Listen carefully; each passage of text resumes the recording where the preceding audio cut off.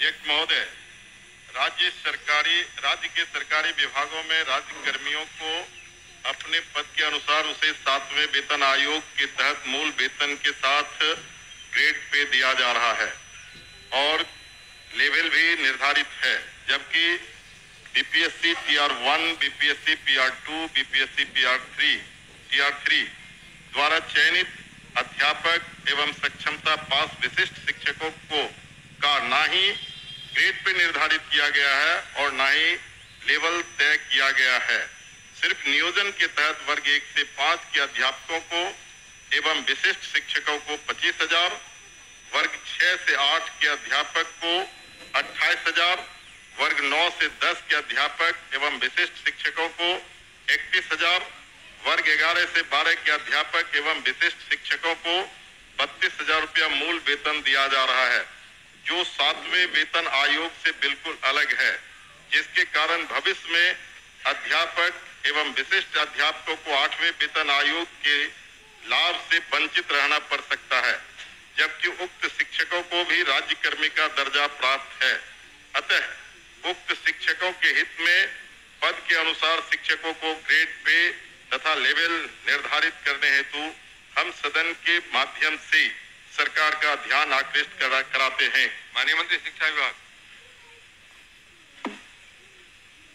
अध्यक्ष महोदय, वस्तुस्थिति यह है कि पंचायती राज संस्थाओं एवं नगर निकाय संस्थाओं द्वारा नियुक्त शिक्षकों को समान कार्य के बदले समान वेतन देने से संबंधित माननीय सर्वोच्च न्यायालय में दायर SLP संख्या 20/2018 बिहार सरकार एवं अन्य बनाम बिहार माध्यमिक शिक्षक संघर्ष समिति एवं अन्य के साथ दिनांक 10/5/2019 को पारित आदेश, जिसमें माननीय उच्च न्यायालय के द्वारा समान कार्य के बदले समान वेतन देने हेतु पारित आदेश को निरस्त कर दिया गया है।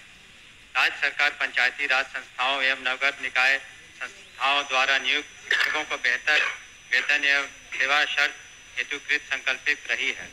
राज्य सरकार ने सहानुभूति पूर्वक इन शिक्षकों को 1/9/2020 से EPF योजना, जिसमें राज्य सरकार के द्वारा लगभग 5% अंशदान दिया गया है, से आच्छादित करते हुए दिनांक 1/4/2021 से 15% का वेतन वृद्धि किया गया।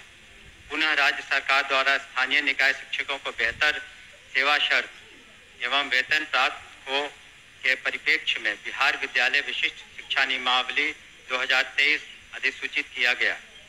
नए शिक्षकों के नियुक्ति हेतु बिहार राज्य विद्यालय अध्यापक नियुक्ति स्थानांतरण अनुशासनिक कार्रवाई एवं सेवा शर्त नियमावली 2023 अधिसूचित किया गया। सरकार द्वारा इन दोनों नियमावली से नया पद सृजित किया गया। यह पद 7वें वेतन आयोग लागू होने के बाद सृजित किए गए हैं, इसलिए यह पद 7वें वेतन आयोग द्वारा निर्धारित पदों में सम्मिलित नहीं है। सरकार द्वारा सरकार के अन्य बहुत सारे पद सृजित किए जाते हैं जो 7वें वेतन आयोग में सम्मिलित नहीं होते हैं।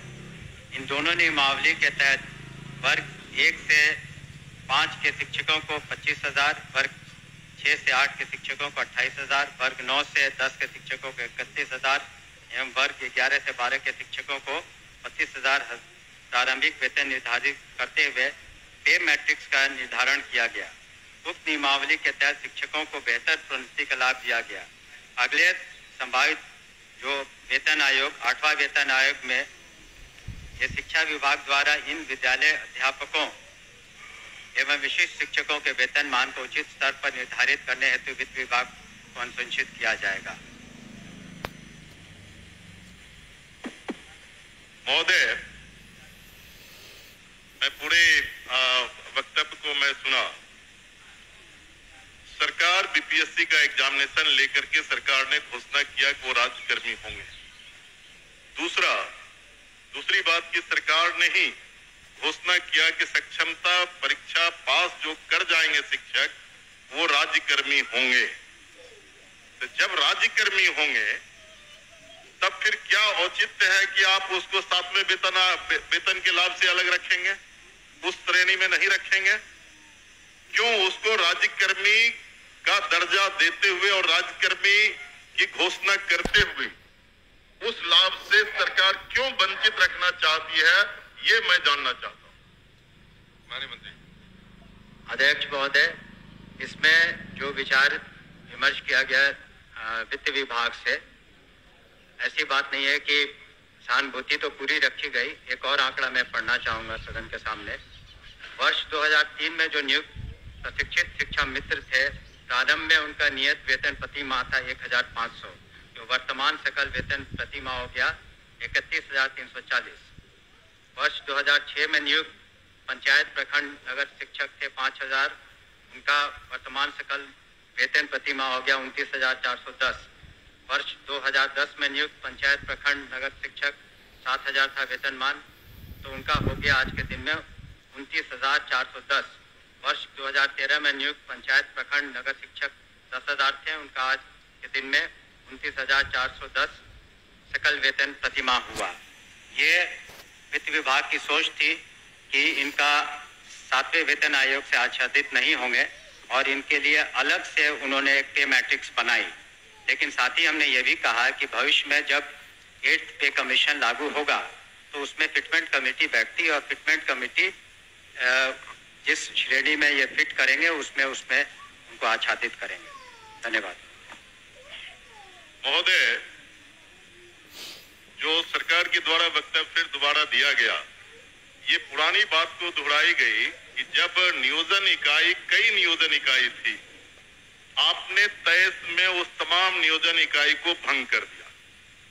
अब जिला स्तर पर नियोजन इकाई आपने गठित कर दिया, जितने जिला है उतने ही नियोजन इकाई है, और आपने आपके फैसले से सरकार ने फैसला लिया कि अब तमाम जो पहली प्रक्रिया थी उसको हम समाप्त करते हैं और बीपीएससी से एग्जामिनेशन लेकर के हम शिक्षक को बहाल करेंगे और वो राज्यकर्मी होंगे।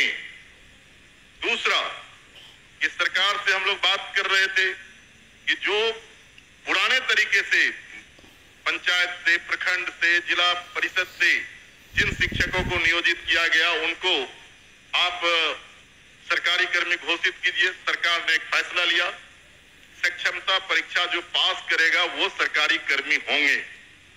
तो सवाल उठता है कि सरकारी कर्मी वो सिर्फ स्कूल में नहीं पढ़ाते हैं, उनसे आप चुनाव में बूथ पर भेजते हैं, उनसे आप जो है सो बीएलओ बनाते हैं, उनको कई तरह का सवाल करते हैं। जब वो सरकारी कर्मी आपने घोषित किया है, तब सरकारी कर्मी के बराबर उसके समकक्ष 7वां वेतन क्यों नहीं देना चाहती है, ये हम जानना चाहते हैं। तो नहीं, उनका कहना है कि वो पुराना जो बताया 4000 था, 2000 था, 3000 था। दूसरी बार खड़े होकर बोले नहीं सर अध्यक्ष महोदय, जब ये पूरा मामला वित्त विभाग में गया, वित्त विभाग इसमें सारी निर्णय लेता है। पे मैट्रिक्स उन्होंने नया किया और कहा कि ये 7वें वेतन आयोग से आच्छादित नहीं होंगे। और दूसरी बात ये भी है, हम इस बात को स्वीकार कर रहे हैं कि भविष्य में जब 8th पे कमीशन का इन्होंने बात उठाई है, तो जब भी पे कमीशन केंद्र सरकार के द्वारा जब वो लागू होता है तो यहाँ बिहार में भी फिटमेंट कमेटी बैठती है और फिटमेंट कमेटी के अनुसार उस वक्त इसमें जिसमें करेंगे हम लोग अनुशंसा करेंगे। लेकिन अंतोगत्वा इन सभी मामलों में वित्त विभाग अपने वित्तीय प्रबंधन के तहत ही अंतिम फैसला देता है, जिसको सभी को स्वीकार करना पड़ता है। धन्यवाद। हो गया आपका। सर ठीक है, वो लोग पूछेंगे, लेकिन मेरा सबमिशन है सर, सप्लीमेंट्री मेरा ये है कि वित्त विभाग से सारी प्रक्रिया को पूरा करते हुए तब आपने बीपीएससी का एग्जामिनेशन लिया और तब आपने राज्यकर्मी का दर्जा दिया। तो साथ में वही घूम फिर के आ रहे हैं आप। साथ में वेतन का आप लाभ उसे क्यों नहीं देना चाहते? ये सरकार एक लास्ट करते हैं सर। मैं एक ही बात तो बोल रहे, बोलिए अध्यक्ष। जाएगा क्या करें?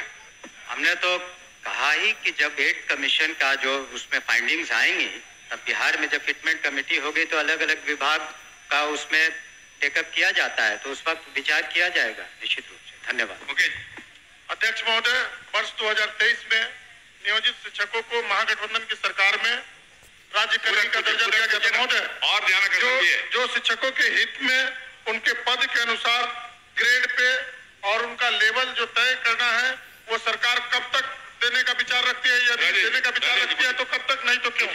एक ही बात हो रही है। आपके माध्यम से मैं शॉर्ट में 2 पूरक पूछना चाहता हूं। क्या सरकार को ग्रेड पे निर्धारण करने में आर्थिक बोझ आ रही है? और यदि ये आर्थिक बोझ आ रही है तो सरकार बतावे कि कितने की आर्थिक बोझ आ रही है, तब जो है वो इनको करने में क्या कठिनाई आ रही है आर्थिक बोझ आने में। ये मेरा सवाल। बैठिए, और कोई पूछने वाले नहीं ना है? चलिए आप बताइए।